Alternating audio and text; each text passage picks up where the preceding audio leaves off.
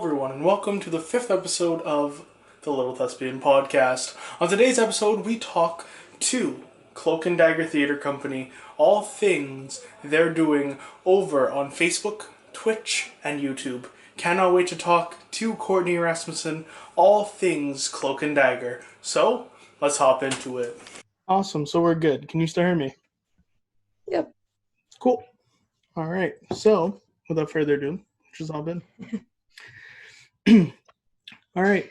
Hello, ladies and gentlemen, and welcome to the 6th episode of the Little Thespian Podcast. On today's episode, we have Cloak and Dagger Theater Company, Courtney Rasmussen. How are you, Courtney? You're good? I am doing great. Thanks. Thanks for asking. So thank you for being on. I've been watching everything you guys have been putting out. It's so great that you're doing stuff during this crazy time. And yeah, you have rumors tonight. So how are you feeling about that? Because your second show now. I'm excited. The first show, it went pretty smoothly. I was surprised. I thought there was going to be a lot more hiccups with everything that we were doing just because it was the first time I was doing something like this. But it went pretty smoothly. We had good actors, and that's really what it came down to, is we had good people who were willing to try things out and just keep going. So with Rumors Tonight, I'm super relaxed. I've got somebody else reading stage directions for me, which I discovered is so much easier than trying to follow everything at once and do tech. So it's gonna be relaxed. It's gonna be fun. I'm excited. I'm looking forward to it. And with that being said, what goes in? This was a question that a lot of people were asking, so I might as well just get out of the way in the first question. What goes into making these readings? Because I know there's a bunch of people that do acting and whatnot, but you're really running the ship. So what exactly happens during these readings? Yeah, so a lot of what's going on, basically, it's just readings. There's no rehearsals. There's nothing like that. The actors are just reading the scenes between themselves. If you're not in the scene, we have you turn off your camera. So they're still all in the meeting, and then they're switching it themselves. So I'm getting them to enter and exit through on and off cameras. And that's pretty much the heaviest tech part. With Rumors, we started introducing sound effects in the background for the doorbells, the gunshots, and the phone ringing. So just major sound effects and whatnot. And it's pretty much me sitting in my room with my microphone and my phone, just playing sounds out of it at the moment, because I am not a tech wizard. Well, I mean, it looks good and sounds good, so good on you. It's just a lot of people were like, how exactly are they doing sound effects? How exactly? So I wanted to get it straight from the horse's mouth, so it's great to hear that. And yeah, I'm looking forward to everything that's coming up. So with, again, to go off of that, you have been doing two classic stories, one from Tennessee Williams Streetcar Named Desire, and now Rumors. Is that like, do you like doing all classic shows so far? Like, are you going to continue doing the amazing classics that a lot of actors and theater goers love to see?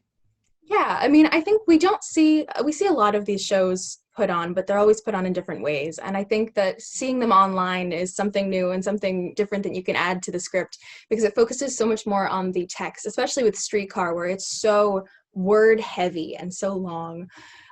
It's so much easier to focus on the text when that's all you have. You have the text, you have the actor in front of you. You don't have any sets, you don't have any costumes. You really have to imagine the story yourself just by hearing the words that the actors are saying.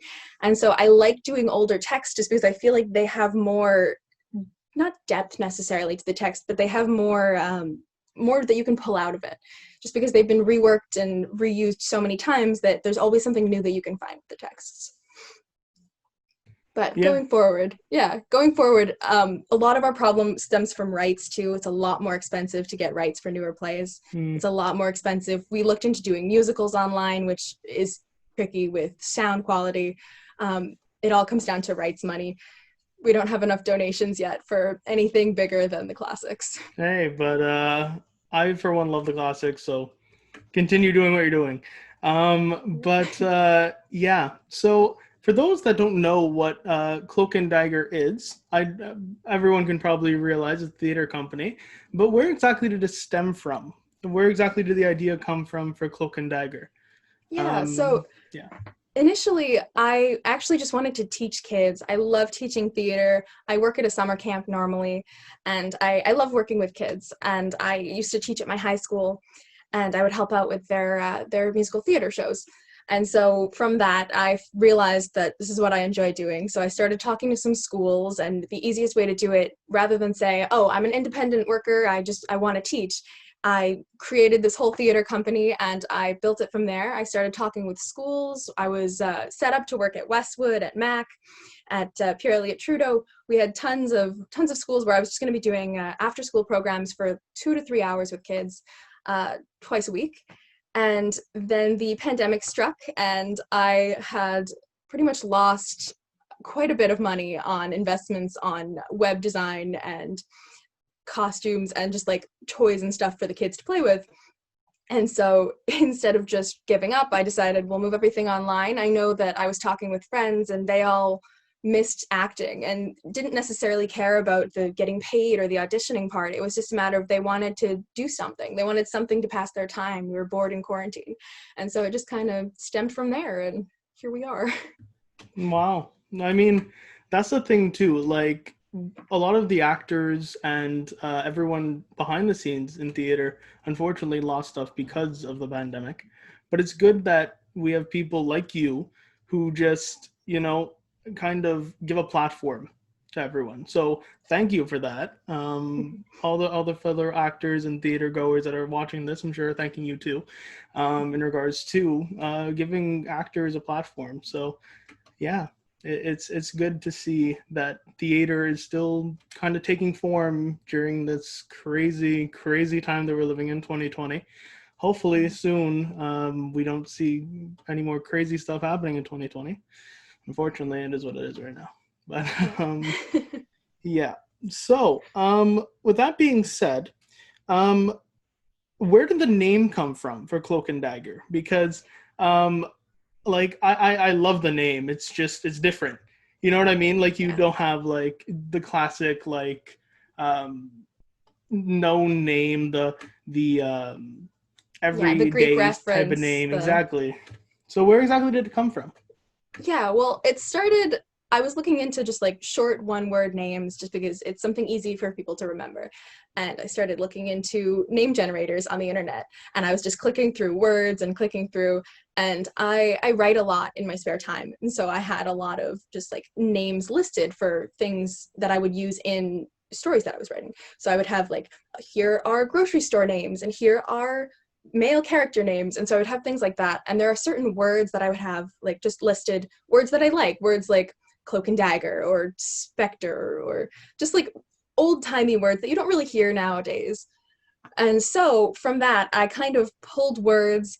I was watching Marvel's Daredevil one night, and I was like, you know what? Let's make a reference. So I just kind of scrolled through. I was looking at different Marvel shows, different Marvel characters. And from there, I saw Cloak and Dagger, and I was like, okay, you know what? We're going to go on the internet. We're going to see, is there a Cloak and Dagger theater company in Montreal? Because that was a big problem, too, is every time I found an idea, it was, oh, there's already a theater company out west with that name. And I didn't want to have, like, I was trying to go Canada-wide, nothing similar, because I knew that I would have at least a small online presence at the time. And so I didn't want it to be, oh, well, I Googled this, and something else came up. And I mean, of course, you're going to get the Marvel characters coming up first, but as long as you Google theater company, I should be your top result, which is what I was going for. And so it stemmed from a lot of Daredevil, a bit of a Marvel reference, and some pretty words. Well, I mean, you know, like I have a Batman shirt on right now. I love superheroes. So I really enjoy that story. But same thing with the Little Thespian Podcast, actually. To go off of that, I just put in thespian. I put in some like old-timey theater stuff, and then the only thing came up was from India. So I'm like, okay, well, nothing's in Montreal. Good. Nothing's really on YouTube in regards to it, so that helps me. But yeah, it's crazy how stuff can just, you can type in a word and then magically something great comes from it. So yeah, that's a great story, and I'm really amazed that it comes from Marvel too. I kind of thought that originally because I'm like, okay, well, Cloak and Dagger is also a Marvel thing, so. But yeah, that's great. And I don't know, and now I like it even more. So yeah, so let's hop into the next question. A lot of people were asking, what's your favorite part about creating these readings? We know that now it's a platform for many actors to go and now do these readings with the theater company, but what's your favorite part about creating these readings? Yeah.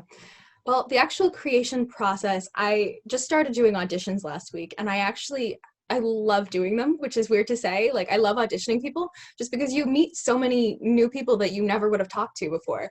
I think my cast for Rumors, I knew maybe 3 or 4 people that are in the cast beforehand, and the rest are all new actors I'd never met, never heard of.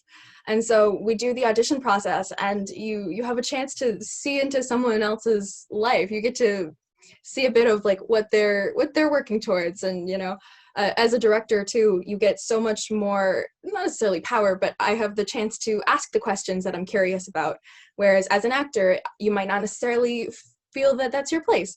And so when I'm auditioning people, it's a bit of, oh, where are you from, what are you doing? Like, we have people from the United States who are auditioning, we have people from the US that are in, which is so cool because you have people from a different country and people from all over. So auditioning, my favorite process there for sure.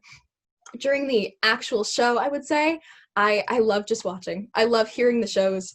I've never seen Streetcar live. I've never read through all of Rumors before now. And so just watching the shows and just seeing them come to life on the computer is amazing. Yeah. No, I really enjoy just watching it, but also that's crazy that it spans all the way to the US, and I'm glad that it's having that reach. It's very nice to see that.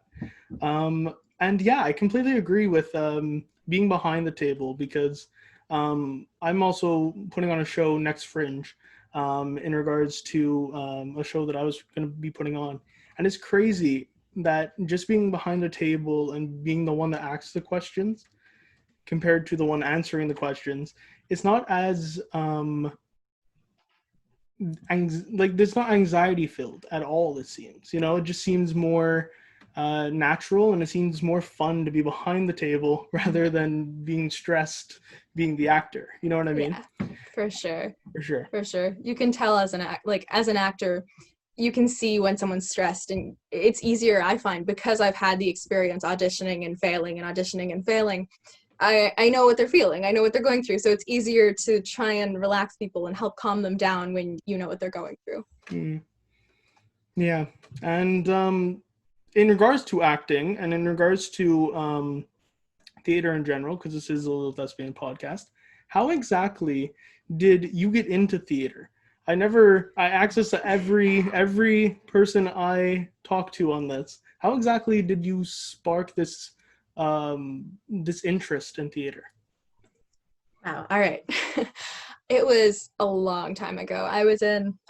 Since I was a little kid, I used to put on shows with my brothers. I have 4 little brothers, and I'm the oldest. So it would be, all right, I'm dressing you up in a costume. This is what you're doing. I would boss them around. We would set up a little show, and my grandparents have this little garden, but it's on like a little elevated stoop. So they've got like a little brick wall that's just like a couple feet off the ground, so nothing dangerous. But we would stand up there and we would put on shows, and there would be stories, and they would be singing, and there would be like cabaret style little 10-year-olds running around. And so it started from there, and I love performing. And you know what, I'll admit it, I'm a bit of an attention seeker, or I was as a child, and so I liked the attention. And from there it built to doing plays at school, and from there I did some work with the Hudson Theater, and I just kind of kept going, and I realized that that was what I wanted to do. Wow. Yeah. It's usually at a young age too. Like you find it at the weirdest time, or you find it very early in life. And that's an amazing story. It's crazy I wish my brother was anything like that, but he's older and he bosses me around if anything. Excuse me. Unfortunately, we have a couple more questions and then we have to let you go. But I'm so excited to see Rumors tonight. And for those of you that have not seen anything in regards to Cloak and Dagger, everything will be down below. I'm just going to put that tidbit here now. I'm also going to let you guys know who exactly is coming next week. So next week, we will have Alexa Artsy coming in, talking about her new song, Myself, and so much more in regards to theater and everything she's doing. So that's going to be great next week. But we still have Courtney on today. So let's hop into more stuff in regards to trying to get more people to just see the amazing stuff that you are doing during this crazy time. So Cloak and Dagger has been putting on some classics. Do you have any news? You don't have to answer this in regards to what will be coming next. So next up, what we're going to be doing is live game nights. So we're going to be doing 1 show a month, just so that it's not too much stress on the actors that are in it, and they don't have to worry about the turnaround for a show, and I don't have to worry about the turnaround for a show. So 1 show a month. So your next show is not going to be coming until the first week of September. We haven't decided what it is yet. We've got some ideas. It's probably going to be in the realm of classics. You Can't Take It With You is a strong contender, so that one's up there. And we're going to be doing game nights. So after Rumors next week on Thursday, same time as all of our performances, 7:30 on Thursdays, we will be doing trivia nights. We'll be doing Jackbox. Next week, we're not doing a theme just because it's the first week, so we want to get as many people included as possible. But after that, we're going to do like movie nights, Harry Potter themes, things like that on our 2 game nights. So we'll do 2 game nights a month and then 2 performance nights. Sounds great. And it's going to be different too. It's great to have something that, again, sparks more conversation in regards to trivia and just allows the Cloak and Dagger family just to grow. So it's great to see that. And unfortunately, we have one more question, and that is in regards to, do you have any advice about people who want to start something like you are with this amazing theater company that I can only talk good things about? Absolutely. I played with this idea for months, the idea of going online for months, and I missed out on the first 3-4 months of quarantine. So my advice is just do it. If you have an idea, the worst thing that can happen is that it doesn't work out. Don't necessarily invest too much money into it. Do it, like, just do it. Just do it as best you can without putting the money, but put the effort, put the time, and it'll work out in the end, right? Everyone's starved for any sort of anything right now. We want some sort of entertainment, and it's the perfect time to take that extra time that you have at the end of the day or in the middle of the day if you're still not working in quarantine, and put it towards something creative, put it towards something fun, even if it's not theater related. Just you just got to put in the effort. Yeah. And then that's a great way for us to leave it. Just do it, put in the effort, and do what you can do during this time, because you do have the time to. Um, not all the time, because I know people are now working, and it's great to see that stuff's actually starting to come back in Montreal, and theater is actually starting to come back, so that's a great thing. But unfortunately, we don't have all the time that we want, but we do have a bit of time, so we can go and do that when we can. So thank you for being on, Courtney. It was great catching up with you, and it was great talking everything Cloak and Dagger. I cannot wait to see Rumors tonight, as I said. Everything's going to be down below, so guys, don't forget to go check out Cloak and Dagger tonight. If you have any words that you want to talk about for Rumors tonight, please go ahead, Courtney. 7:30 Eastern Standard Time. It's the finale, and if you haven't watched the first part, it's still up on our Facebook page, so you can do that. We still have plenty of time to catch up before the show tonight. 7:30 Eastern Standard Time. We're going to be doing the great conclusion of all of the crazy shenanigans that goes on in Rumors. Yeah, it's going to be great. And so with that being said, let's shine a light and say goodbye, unfortunately. So Courtney is one of the people that we need to shed a light on, because she's amazing and she's doing great things for us in Montreal and now even spanning to the US. So it's great to see that Cloak and Dagger is just being a light during this very dark time. And I cannot wait to see the future that it has. So thank you, Courtney, for being on. This has been the Little Thespian Podcast. Thank you, Courtney. Thank you. And goodbye. We'll see you all on the next Little Thespian Podcast. Bye, Courtney. Bye. The lights are off. The curtain has fallen. And it's time to say goodbye. Thank you all for joining us on the Little Thespian Podcast. If you have any questions or concerns, please don't hesitate to ask, either down below or on any of our platforms. On the next episode of the Little Thespian Podcast, we talk to Alexa Artsy, all things her new single, Myself, theater, dance, musical theater, and so much more. So, hopefully you all are looking forward to the 7th episode of the Little Thespian Podcast with Alexa Artsy next week. However, after that episode, we will be taking a 1-week break from all these episodes. We have been doing 7 weeks straight, and it's time for us to take just a bit of a breather until we move on to our next episode. So, consider it a school break. I start school next week, and it's just that time to take a bit of a pause. So, hopefully, you guys are going to enjoy what is yet to come for the Little Thespian Podcast. Hopefully you all have enjoyed all 7 episodes so far, and there are so many more to come, I promise. If you also want to be a part of the Little Thespian Podcast, don't forget to check all of our social media down below. Also, we will be doing a Q&A very shortly with me, your host, Matthew Crandall, so look forward to that on my Instagram page, which will also be down below. All of the links for Courtney's social medias and Cloak and Dagger's social medias will be all down below as well, so definitely go check those out. Don't forget to go check out Rumors tonight as well for Cloak and Dagger, and we hope to see you all on the next Little Thespian Podcast with Alexa Artsy, and for many more to come. So, without further ado, this has been your host, Matthew Crandall, with the Little Thespian Podcast, and we hope to see you all on the next Little Thespian Podcast. But before I go, guys, don't forget to like, comment, and subscribe here on YouTube, and check out all our social medias down below. So, this has been Matthew Crandall, your host of the Little Thespian Podcast, and we'll see you all on the next Little Thespian Podcast.